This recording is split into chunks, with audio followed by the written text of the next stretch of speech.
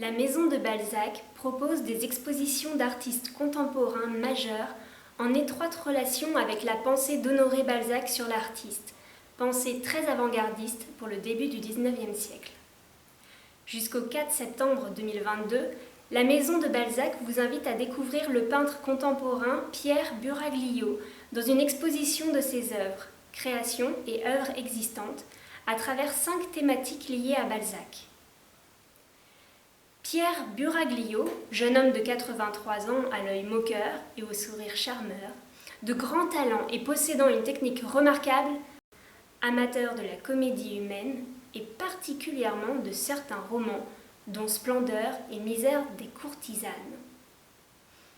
Il a donc travaillé pour cette exposition sa vision de Balzac dans le concept avec, d'après, autour de. Un ensemble donc de 3 salles où Pierre Buraglio met sa vision personnelle en parallèle à certaines préoccupations de Balzac.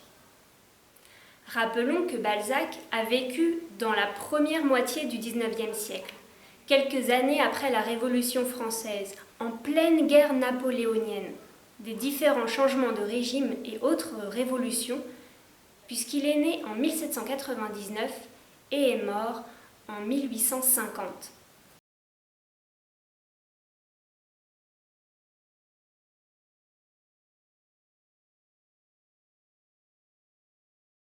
Pour cette exposition, Pierre Buraglio a imaginé des graphismes et autres collages originaux pour des esquisses de couverture de certains livres de Balzac. Il a axé son travail sur des points essentiels, possédant une grande force évocatrice, comme l'érotisme, à partir du livre Splendeur et misère des courtisanes, l'impression générale La maison Nucingen, un titre ou un personnage, la femme de 30 ans, ou le colonel Chabert. Vous y découvrirez des dessins, esquisses, croquis, collages créés pour l'événement ou déjà réalisés. Vous y verrez une planche dans le concept d'après Courbet, fait de plusieurs petits croquis préparatoires, idées fugaces reprises ou abandonnées pour préparer une œuvre. Une salle intéressante pour découvrir de façon originale la pensée et le travail de l'artiste, à savoir l'inspiration, les essais, les préparations et ainsi l'évolution d'une œuvre.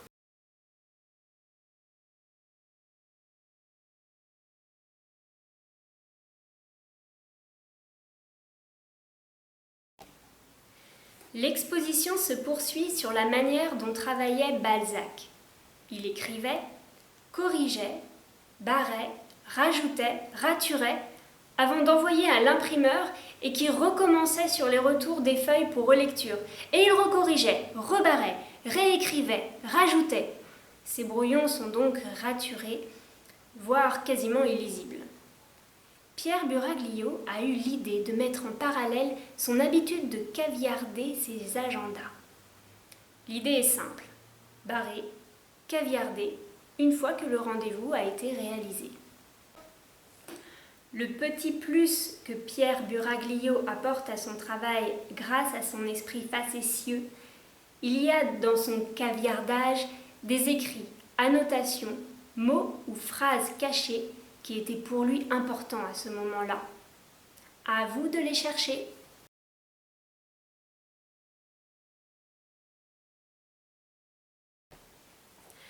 Notre société aime le paraître et donc donne une grande importance à l'habillement. Mais l'époque de Balzac n'a rien à envier à la nôtre de ce côté-là.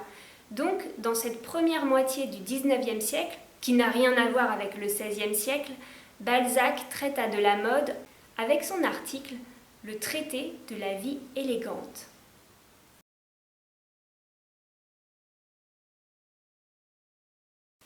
Un laboureur, un maçon, un soldat sont les fragments du uniforme d'une même masse, les segments d'un même cercle, le même outil dont le manche est différent. Ils se couchent et se lèvent avec le soleil. Aux uns, le chant du coq, à l'autre, la diane, à celui-ci une culotte de peau, 2 aunes de drap bleu et des bottes. À ceux-là, les premiers haillons trouvés, à tous les plus grossiers aliments. Le petit détaillant, le sous-lieutenant, le commis-rédacteur sont des types moins dégradés de la vie occupée. mais leur existence est encore marquée au point de la vulgarité. Ils abusent de l'institution des faux cols, se rapprochent une fantaisie comme un vol fait à leurs créanciers. Nous trouvons le médecin, le curé, l'avocat, le notaire, le petit magistrat, le gros négociant, le haut bureau, le bureaucrate, l'officier supérieur. Ils arrivent à l'âge de repos, le sentiment de la fashion s'est oblitéré. Le temps de l'élégance a fui sans retour. Chez eux, le préjugé du Cachemire vit encore. Leurs femmes portent des rivières et des girandoles. Leur luxe est toujours une épargne. Si dans la somme sociale ils comptent comme chiffres, ce sont des unités. L'artiste est une exception. Son oisiveté est un travail et son travail un repos. Il est élégant et négligé tour à tour. Il revêt à son gré la blouse du laboureur et décide du frac porté par l'homme à la mode. Il ne subit pas de lois, il les impose. Il est toujours l'expression d'une grande pensée et domine la société. L'artiste est toujours grand. Il a une élégance et une vie à lui, parce que chez lui tout reflète son intelligence et sa gloire. Autant d'artistes, autant de vies caractérisées par des idées neuves. Chez eux, la fashion doit être sans force.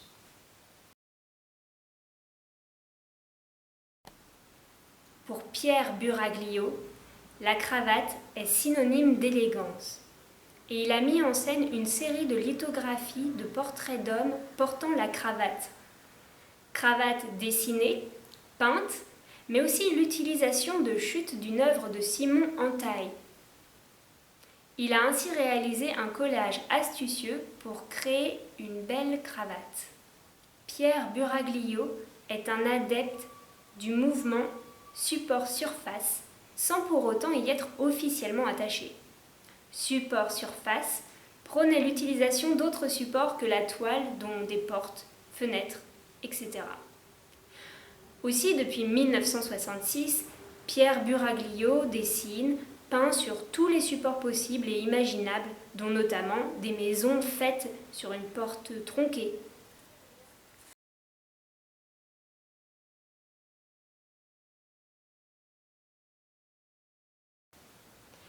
Pierre Buraglio est un artiste accompli, sérieux sous son air de jeune homme facétieux avec ses petits yeux brillants de malice. L'École nationale supérieure des beaux-arts lui a apporté une solide formation artistique. Son parcours l'a ensuite amené à rencontrer des grands noms de la peinture du XXe siècle, dont Pierre Soulages. La période était féconde, et il a cherché, essayé, expérimenté de nombreuses techniques et autres formes pour concevoir l'art. Il utilisera les matériaux de récupération pour servir de toile aux œuvres contemporaines. Pierre Buraglio maîtrise son art à la perfection et est toujours en recherche de perfection. Et comme tout grand artiste, il continue à croquer, dessiner lors de résidences dans les musées, ce qui lui a donné l'occasion de pouvoir dessiner tout à loisir des esquisses du grand Balzac au musée Rodin, seul lorsque le musée est fermé. Lors de l'exposition, vous pourrez donc apprécier le coup de crayon, la technique de cet artiste inspiré par un des plus grands écrivains français du XIXe siècle.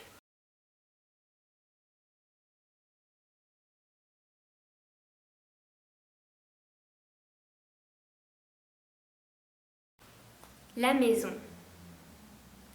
Un point qui relie Balzac à Buraglio est la maison. L'exposition a lieu à la maison de Balzac, qui se situe dans le 16e arrondissement et où Balzac a vécu de 1840 à 1847. Et pour la petite histoire, afin d'être tranquille, Balzac l'a loué sous le nom de Monsieur Brogniol. Sans doute cherchait-il à se cacher et à fuir ses créanciers. Au début du 19e siècle, la maison se trouvait encore dans une banlieue agréable, très campagnarde, près du village de Passy. Ici, dans la tranquillité, il a écrit un certain nombre de ses livres et on peut encore voir son bureau. Mais ne soyons pas passéistes et revenons à Pierre Buraglio, qui nous présente une série de dessins, de toiles de sa maison qu'il décline sous plusieurs formes. Il habite une maison familiale, ce qui devient très rare à notre époque. Son grand-père l'a achetée et y a vécu, ainsi que son père. Aujourd'hui, Il continue à y vivre et à y travailler. C'est beau, simple, et on retrouve toujours le petit côté facétieux de cet artiste à l'œil malicieux. La maison de Balzac est un lieu de préservation des manuscrits de Balzac et se caractérise aujourd'hui par des expositions d'art contemporain en relation avec des préoccupations liées au grand écrivain. Son jardin est un véritable havre de paix dans le 16e arrondissement pour déjeuner, lire, méditer et se reposer. Quant à Balzac, pour en savoir plus, courez à la librairie la plus proche et achetez un de ses livres, une biographie ou un livre historique sur le début du XIXe siècle. Car Balzac a écrit dans une certaine époque avec des conditions historiques bien précises, qu'il ne faut jamais oublier, même si les défauts et les qualités des humains sont les mêmes pour tous les êtres humains. Vous saurez ainsi tout, et plus encore.